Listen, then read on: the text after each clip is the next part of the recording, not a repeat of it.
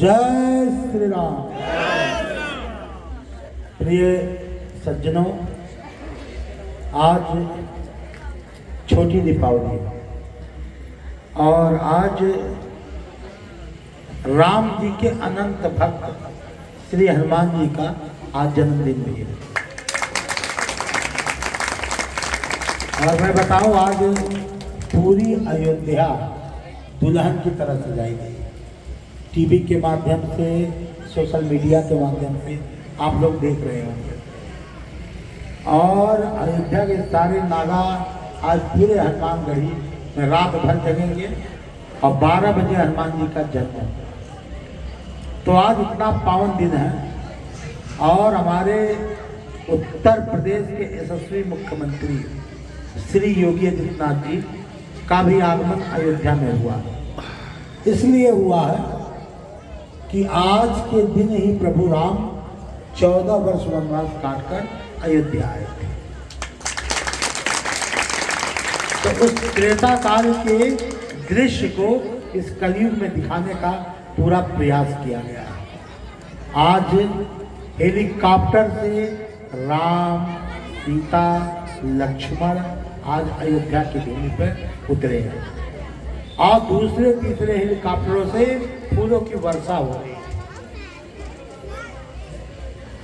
सारे संत समाज, आम पब्लिक सब आज सरयू के तट पर एकत्र थे और हर सालों की भांति इस साल भी दीप उत्सव गिनीज बुक में दर्ज हुआ। 25 लाख से ज्यादा दीप जलाकर एक इतिहास लिखा गया, एक इतिहास रचा। ये सारे कार्यक्रमों में मैं वहाँ पे था। फिर ये हुआ कि हम लोग को यहाँ पे नारायणपुर में यहाँ पे रामलीला हो रही है, वहाँ चलना जरूरी है। तो क्योंकि रामलीला अयोध्या से ही निकली है, पूरे विश्व में गई है। आज मुस्लिम राष्ट्र इंडोनेशिया में भी रामलीला होता है। वहाँ रामलीला का उद्घाटन वहाँ के राष्ट्रपति आके करते हैं। और एक बात और बता दो, वहाँ जो सिक्का चलता है, जो रुपया चलता है, उस पर भी प्रभु राम के चित्र बने होते हैं। तो हम लोग कितने सौभाग्यशाली हैं, आज पूरे विश्व में राम पूजे जा रहे हैं और वही राम की जन्मस्थली से सट कर आप लोग हैं। तो ये कितनी बड़ी सौभाग्य की बात। जिस अयोध्या ने सदियों से पूरे विश्व को एक आईना दिखाया, एक जीवन जीने की प्रवृत्ति सिखाई है। अयोध्या की भूमि स्पर्श मात्र से ही व्यक्ति का जीवन धन्य हो जाता है। और मां सरयू में अगर कोई स्नान कर ले तो इसको नोट कर लो, कॉपी में कलम से उसके सारे पाप कट जाते हैं। क्योंकि गंगा बड़ी गोदावरी और तीर्थ राज प्रयाग और सबसे बड़ी अयोध्या नगरी जहाँ राम लिए हो।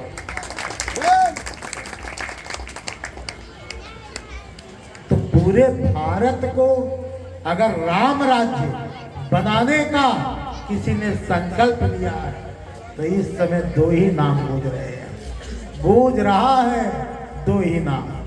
और तीसरा नाम तो बहुत दिन से गूंजता चला रहा है, जब से सनातन शुरू हुआ है, योगी मोदी जय।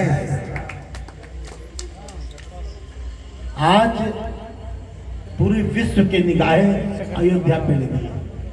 आज पूरा विश्व को लग रहा है कि हम त्रेता युग में पहुंच गए हैं। आप अयोध्या में जाएंगे तो आपको ये नहीं लगेगा कि मैं कलयुग में घूम रहा हूँ, आपको लगेगा मैं त्रेता युग में आ गया हूँ।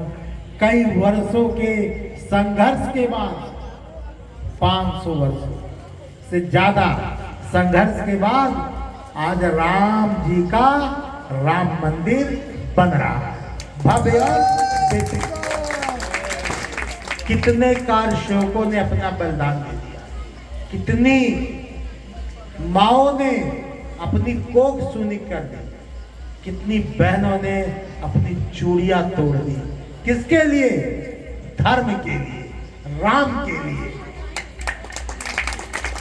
क्योंकि आज पूरा विश्व रामचरितमानस और राम के जीवन पे रिसर्च कर रहा है।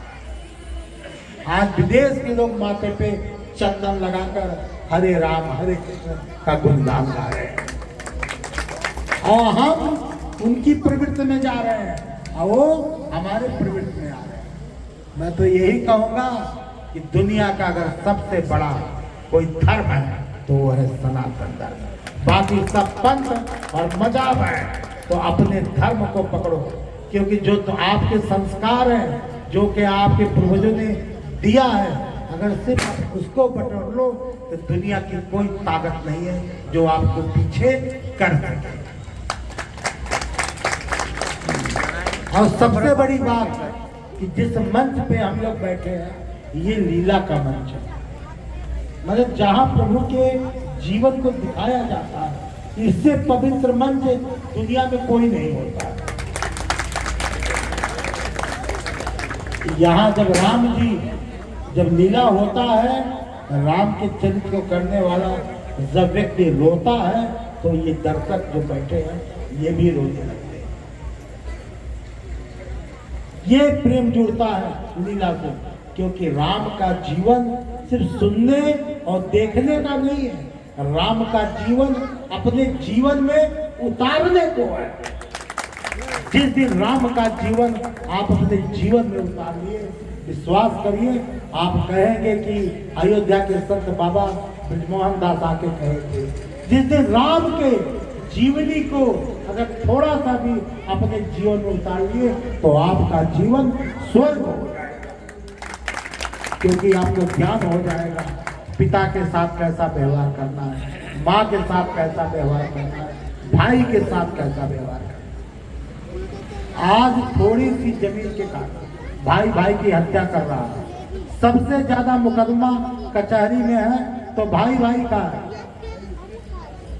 राम का जीवन उनको अयोध्या का राज मिलता है और उसको त्याग कर वन में जाते हैं, और भरत को मिलता है तो भरत भी नंगे पैर दौड़ते जाते हैं राम के पास कि हमको राज्य नहीं चाहिए, हमको सिर्फ आपका आशीर्वाद चाहिए। जब राम जी आने को तैयार नहीं होते हैं तो कहते हैं ठीक है भैया आप मत जाइए, मगर आपका चिन्ह तो चाहिए, मुझे खड़ाऊ ही दे। और उस खड़ाऊ को सर पे रख के चलते हैं। एक राजा अयोध्या का चलता है आंखों से निर्वाह अश्रु बहाकर, और उस खड़ाऊ को रख के 14 वर्ष तक नंदी ग्राम में रख के पूजा करके पूरे अयोध्या में राम राज्य की स्थापना करते। प्रभु जमीन पे सोते हैं, लेकिन उनके भाई भरत जो अयोध्या के राजा है वो धरती खोद कर धरती के नीचे सोते हैं कि मेरी हैसियत था कि मैं भैया के बराबर सो सकूं। जिस दिन आपके मन में राम वाला और भरत वाला भाईचारा आ जाएगा, लिख लेना तुम्हारे जीवन में कभी दुख आ ही नहीं सकता। दीपावली का शुभ अवसर है, अपने लिए वस्तु खरीदते हो, क्या भाई के लिए भी खरीदते हो? ईमान है तुम्हारे, मेरी शादी हो गया, ब्याह हो गया, बच्चे हो गए तो भाई अलग हो गया ना। नियम बदलो, सनातन के तुम रक्षक हो। जब वस्त्र खरीदो एक से भाई के लिए भी, आज तुम दोगे कल वो भी तुमसे ज्यादा करेगा। हड़पने की प्रवृत्ति खत्म हो जाएगी बढ़िया से। और ये जीवन में राम नाम से बड़ा कोई मंत्र ही नहीं है।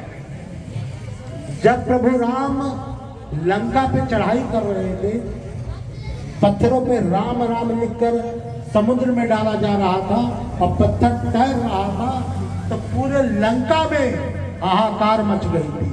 राक्षस डर के मारे सो नहीं रहे थे कि बाप रे बाप, ये राम रूपी जो व्यक्ति है ये बहुत बड़ा मायावी है, जिसके नाम का पत्थर पानी में तैरता है।